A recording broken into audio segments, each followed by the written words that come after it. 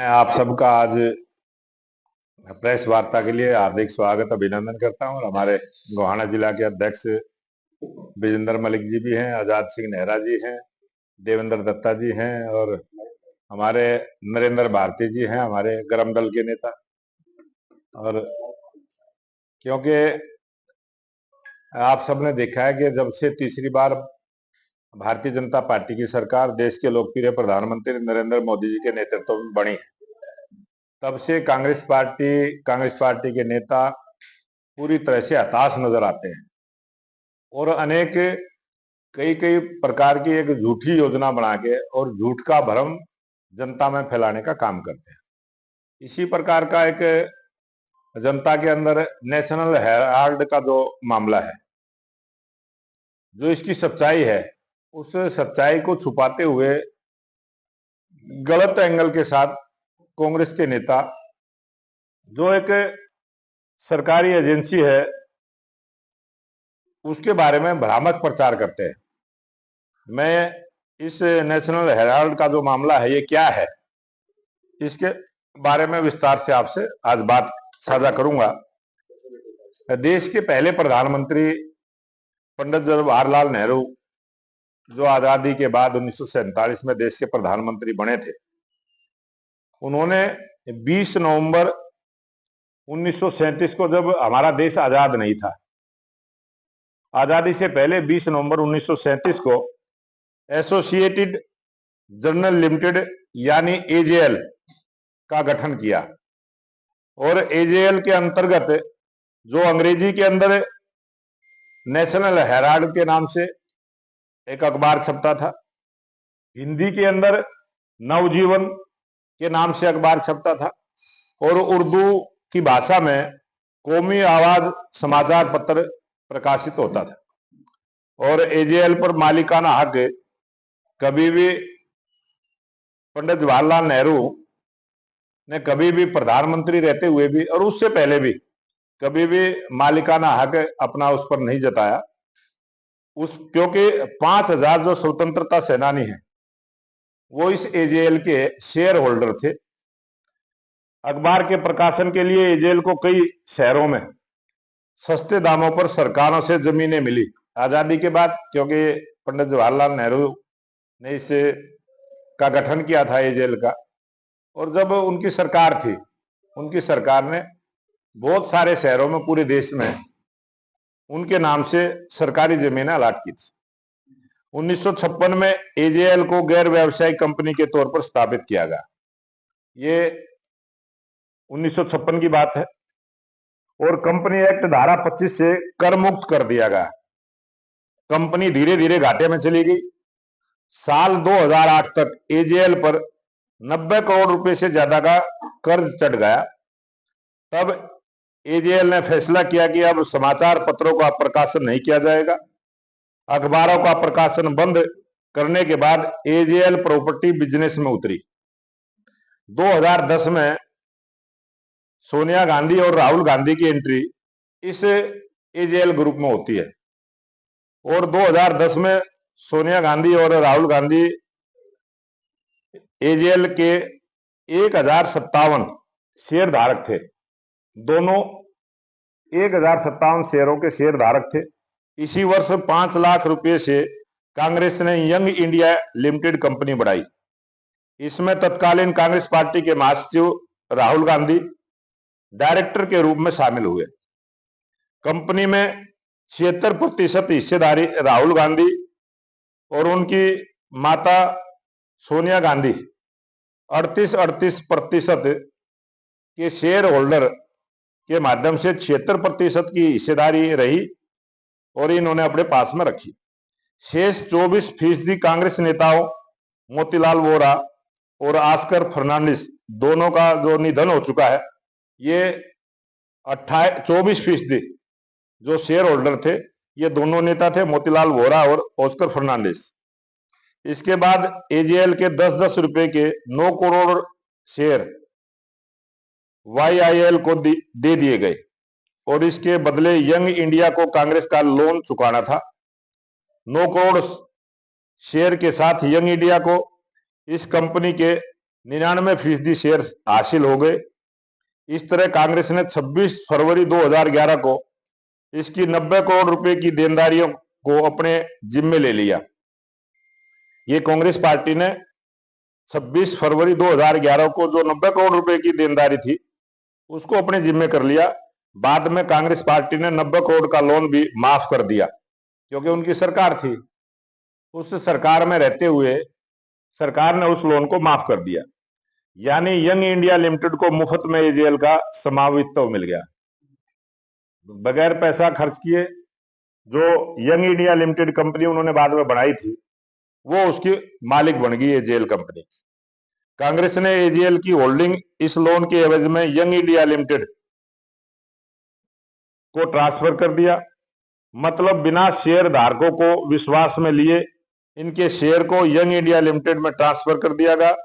इसके बदले में यंग इंडिया लिमिटेड ने महज 50 लाख रुपए द एसोसिएट जर्नल को दिए। आरोप यह है कि यंग इंडिया लिमिटेड ने 90.25 करोड़ रुपए की वसूली के अधिकार हासिल करने के लिए सिर्फ 50 लाख रुपए का भुगतान किया था, जो एजेएल पर कांग्रेस पार्टी का बकाया था। यह राशि पहले अखबार शुरू करने के लिए कर्ज के रूप में दी गई थी। एजेएल को दिया गया कर्ज भी एक तरह से अवैध था, क्योंकि यह पार्टी के फंड से लिया गया था। कांग्रेस पार्टी के फंड से यह पैसा लिया गया था। शेयर ट्रांसफर होते ही एजेएल के शेयर होल्डर सामने आ गए। पूर्व कानून मंत्री शांति भूषण, इलाहाबाद व मद्रास उच्च न्यायालयों के पूर्व मुख्य न्यायाधीश मार्कंडे काटजू सहित कई शेयरधारकों ने आरोप लगाया कि जब यंग इंडिया लिमिटेड ने एजेएल का अधिग्रहण किया था तब उन्हें कोई नोटिस नहीं दिया गया था। यही नहीं, शेयर ट्रांसफर करने से पहले शेयर होल्डर से सहमति भी नहीं ली गई। बता दें कि शांति भूषण और मार्कंडे काटजू के पिता के नाम पर एजेएल में शेयर था। 2014 में जब केंद्र में भाजपा की सरकार आई तो इस मामले की जांच प्रवर्तन निदेशालय यानी ईडी ने शुरू की। मामले में सोनिया गांधी और राहुल गांधी पर कार्रवाई की तलवार लटकने लगी थी। ऐसे में दोनों कोर्ट पहुंच गए। 19 दिसंबर 2015 को निचली अदालत ने इस मामले में दोनों को जमानत दे दी थी, जो आज जमानत पर हैं। 2016 में सुप्रीम कोर्ट ने उनके खिलाफ कार्रवाई रद्द करने से इनकार करते हुए मामले के सभी 5 आरोपियों सोनिया गांधी, राहुल गांधी, मोतीलाल वोरा, ऑस्कर फर्नांडिस और सुमन दुबे को व्यक्तिगत उपस्थिति से छूट दी थी। साल 2013 और 2014 में कांग्रेस पार्टी द्वारा नेशनल हेराल्ड को भारतीय राष्ट्रीय कांग्रेस द्वारा कर्ज देने को लेकर एक प्राइवेट कंप्लेंट भी कोर्ट में दायर की गई, जो आज भी विचाराधीन है। 18 सितंबर 2015 को प्रवर्तन निदेशालय मतलब ईडी ने नेशनल हेराल्ड केस को जांच के लिए फिर से खोल दिया। 2018 में केंद्र सरकार ने 56 साल पुराने स्थायी पट्टे को समाप्त करने का फैसला लिया। इसके अलावा हेराल्ड हाउस परिसर से एजेएल को इस आधार पर बेदखल करने का फैसला किया कि एजेएल कोई प्रिंटिंग या पब्लिकेशन पर गतिविधि नहीं कर रहा था, जबकि इसी काम के लिए बिल्डिंग को 1962 में आवंटित किया गया था। हालांकि 5 अप्रैल 2019 को सुप्रीम कोर्ट ने अगली सूचना तक सार्वजनिक परिसर अनाधिकृत कब्जाधारियों का निष्कासन अधिनियम 1971 के तहत एजेएल के खिलाफ कार्रवाई पर रोक लगाने का आदेश दे दिया था। इसके बाद ईडी ने सोनिया गांधी और राहुल गांधी को पूछताछ के लिए तलब किया। सोनिया गांधी और राहुल गांधी ने एक ऐसी कंपनी बनाई जिसका मकसद कारोबार करना नहीं था, बल्कि वो इस कंपनी के जरिए एजेएल को खरीदकर उसकी 2000 करोड़ रुपए की संपत्ति को अपने नाम पर करना चाहते थे। 2011 में इसलिए कांग्रेस पार्टी ने यंग इंडिया लिमिटेड बनाकर हजारों करोड़ की राष्ट्रीय संपत्ति हड़प कर ली। ये जो पूरा मामला है ये मैंने आपको बताया है। और ये जो आज प्रवर्तन निदेशालय ईडी ने जो नेशनल हेराल्ड पर 15 अप्रैल 2025 को पीएमएलए के तहत चार्जशीट दाखिल किया, जिसमें आरोपियों में सोनिया गांधी, राहुल गांधी, सैम पित्रोदा, सुमन दुबे के नाम शामिल है। 11 अप्रैल 2025 को ईडी ने एक बयान में कहा कि वे नेशनल हेराल्ड अखबार और एसोसिएट जर्नल लिमिटेड एजेएल से जुड़ी मनी लॉन्ड्रिंग केस की जांच के दौरान कुल 661 करोड़ रुपए की अचल संपत्तियों को कब्जे में लेगी। 11 अप्रैल 2025 को ईडी ने पीएमएलए एक्ट की धारा 8 और एसोसिएट नियमों के नियम 5/1 के अनुसार संबंधित संपत्ति रजिस्ट्रार को दस्तावेज सौंपे, जहां पे संपत्तियां हैं। ईडी ने कब्जे में लिए जाने वाले परिसर को खाली करने की मांग की। 661 करोड़ की इन अचल संपत्तियों के अलावा एजेएल के 902 करोड़ रुपए के शेयरों को ईडी ने नवंबर 2023 में अपराध की आय को सुरक्षित करने और आरोपी को इसे नष्ट करने से रोकने के लिए कुर्क किया था। 11 अप्रैल 2025 को दिल्ली के Herald house 5A Bahadur Shah Zafar मार्ग, मुंबई के बांद्रा ईस्ट और लखनऊ के विशेश्वर नाथ रोड स्थित एजेएल की बिल्डिंग पर ईडी द्वारा नोटिस चिपकाए गए। प्रवर्तन निदेशालय ईडी ने नेशनल हेराल्ड केस में 22 नवंबर 2023 को यंग इंडिया की 751.9 करोड़ रुपए की संपत्ति अटैच की थी। इस कंपनी में सोनिया गांधी की 76% हिस्सेदारी है। नेशनल हेराल्ड मामले में प्रवर्तन निदेशालय ईडी ने 4 अगस्त 2022 को करीब 7 घंटे तक कांग्रेस नेता मल्लिकार्जुन खड़गे से पूछताछ की थी, क्योंकि वे तब नेशनल हेराल्ड के एकमात्र एम्प्लॉय थे। उस समय जब मल्लिकार्जुन खड़गे को बुलाया गया था, वो अकेले एक कर्मचारी सिंगल उनको दिखाया गया था। इसके बाद ईडी ने कांग्रेस नेता पवन बंसल का बयान भी दर्ज किया था। इसी केस में ईडी ने 3 अगस्त 2022 को दिल्ली की हेराल्ड बिल्डिंग में स्थित यंग इंडिया कंपनी का ऑफिस सील कर दिया था। पिछले 2 और 3 अगस्त को ईडी की टीम ने सुबह से देर शाम तक नेशनल हेराल्ड के दिल्ली, मुंबई और कोलकाता समेत 16 ठिकानों पर छापेमारी की थी। यह कार्रवाई सोनिया गांधी और राहुल गांधी से पूछताछ के बाद की गई थी। जून 2022 में नेशनल हेराल्ड केस में राहुल गांधी से 5 दिनों के अंदर 50 घंटे की पूछताछ हुई। फिर 21 जुलाई 2022 में नेशनल हेराल्ड केस में सोनिया गांधी से 3 दिन में 12 घंटे सवाल किए। इसी दौरान उनसे 100 से ज्यादा सवाल किए गए। ईडी ने राहुल गांधी से जून 2022 में 5 दिनों में 50 घंटे से ज्यादा पूछताछ की थी। ये पूरा मामला इस प्रकार से है। और कांग्रेस पार्टी के नेता जो अब धरना प्रदर्शन और जिस प्रकार से उन्होंने कहा कि हम घेराव करेंगे, हम जो एक स्वतंत्र जांच एजेंसी है उसका सम्मान ना करते हुए इसको एक राजनीतिक रूप देने का प्रयास कांग्रेस पार्टी का है।